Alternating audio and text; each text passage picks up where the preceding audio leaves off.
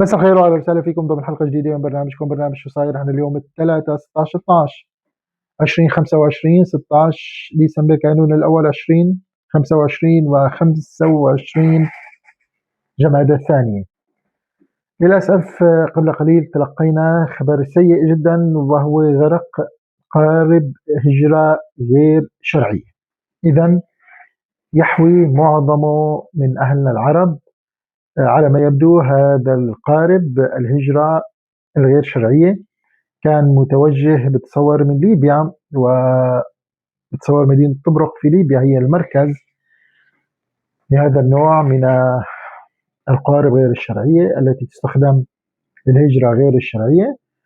هذا قارب طبعا كان حسب المعلومات الأولية يحمل 34 شخص من مختلف الجنسيات، ولكن على ما يبدو مبدئيا هذا القارب كان متجه إلى السواحل دول أوروبا أو إلى السواحل الأوروبية، لأنه بتعرفوا الناس بيوصلوا لهنيك بهجرة غير شرعية، منهم بيقدم لجوء بينقبل لجوءه أو بيضل هنيك من غير ما يقدم لجوء هيك بيشتغل بالتهريب. يعني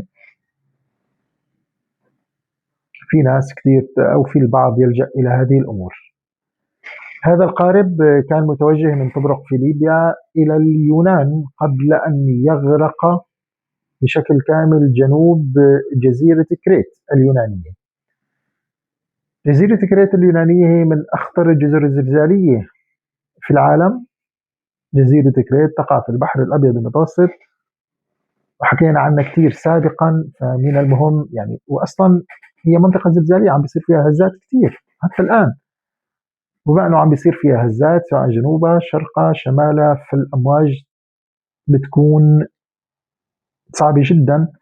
غير أنه امبارح واليوم كان في عندي عاصفة شديدة جدا في البحر الأبيض المتوسط، فأنا أستغرب من نصح هؤلاء الناس وهؤلاء المساكين بأنه يروحوا بعز دين الشتاء أو بعز دين العواصف. واضح قراءة الطقس كان في عندي عواصف على بلاد الشام وعلى البحر الأبيض المتوسط، فأنا أستغرب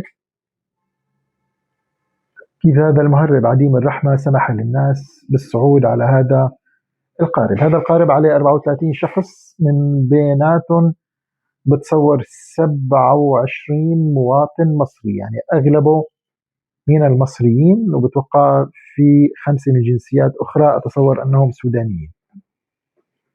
تم التأكد من وفاة 14 مواطن مصري، وعندي 13 مواطن مصري آخرين قيد المفقودين.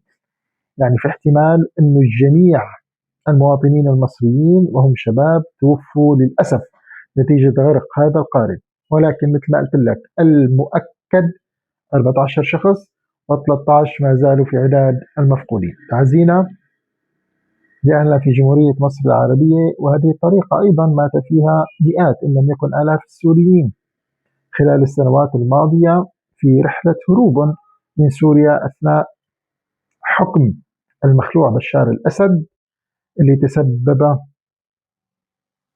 في هروب وهجرة عشرات إن لم يكن مئات آلاف السوريين. الرحمة كل الرحمة للشباب المصريين، وعزاؤنا كل العزاء لأهلنا في مصر ولأهلنا في السودان. ما بعرفش لسه ما بين مصير المواطنين السودانيين. كنت أنا معك أحمد الدرع، معلوم مقدم برنامج شو صاير. ضلوا بخير.